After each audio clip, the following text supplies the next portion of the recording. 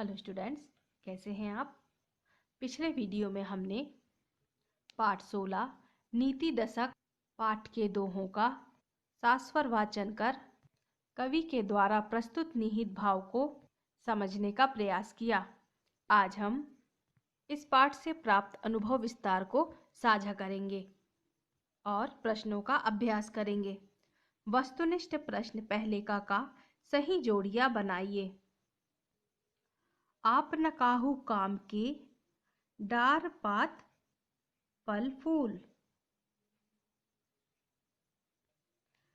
जहाँ सजन तह प्रीत है, प्रीति तहाँ सुख ठोर। जहाँ पुष्प तह वास है, जहाँ वास तह भोर। जब गुड़ को गाहक मिले, तब गुण लाख बिकाई। समय लाभ समलाभ नहीं, समय चूकी सम चूक। अगला प्रश्न है, दिए गए शब्दों में से उचित शब्द चयन कर रिक्त स्थान की पूर्ति कीजिए। कबीर ने खालिस्तान को दूर न करने की सलाह दी। प्रशंसक, निंदक। इसका उचित शब्द है निंदक। कबीर ने निंदक को दूर न करने की सलाह दी है। अगला है, जब तक खालिस्तान नहीं होता तब तक मित्र नहीं बनते। वित्त या चित्त। इसका उपयुक्त शब्द है वित्त। जब तक वित्त नहीं होते तब तक मित्र नहीं बनते। अगला है, रहीमन खालिस्तान अम्बु बिन, रवि ताकर रिप होए। अम्बुद या अम्बुज। इसका उपयुक्त शब्द है अम्बुज। रहीमन अम्बुज अम्बु बिन, रवि ताकर रिप होए। अगला है, विचार पूर्वक कार्य करने से खालिस्तान राजी रहते हैं। निजलोक, सर्वलोक। इसका उपयुक्त शब्द है सर्वलोक।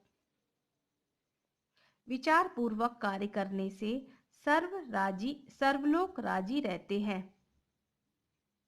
अगला है, अति लघुत्तरी प्रश्न। प्रश्न दूसरा, निम्नलिखित प्रश्नों के उत्तर एक एक वाक्य में लिखिए। प्रश्न का, कवि ने अमोल किसे कहा है? इसका उत्तर है, कवि ने बोली को अमूल कहा है। प्रश्न खा है, कबीर के अनुसार तन मन को निर्मल कौन करता है? इसका उत्तर है, सबका मान करने से तन मन निर्मल हो जाता है। प्रश्न गा, वृंद कवि के अनुसार प्रेम का वास कहाँ होता है? इसका उत्तर है, कवि द्वंद के अनुसार प्रेम का वास प्रेमी के हृदय में होता है।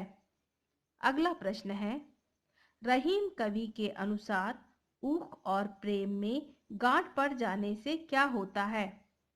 इसका उत्तर है, कवि के अनुसार ऊख में गांठ पड़ने से रस में कमी आती है, जबकि प्रेम में गांठ पड़ने पर प्रीत में कमी आती है। अगला प्रश्न है, वृंद कवि ने सब लोगों के प्रसन्न रखने के लिए कौन सा उपचार करने के लिए कहा है? इसका उत्तर है, वृंद कवि ने सब लोगों को प्रसन्न रखने के लिए यह उपचार करने के लिए कहा है कि कुछ भी निर्णय लेने से पहले सबकी सुननी चाहिए। अर्थात हमें कोई भी कार्य जल्दबाजी में नहीं करनी चाहिए। सो स्टूडेंट्स, आज के लिए इतना ही। आज का आपका होमवर्क है, इन प्रश्नों का पुनः अभ्यास करें और इन प्रश्नों को उत्तर सहित अपनी उत्तर पुस्तिका में लिखें। Okay students,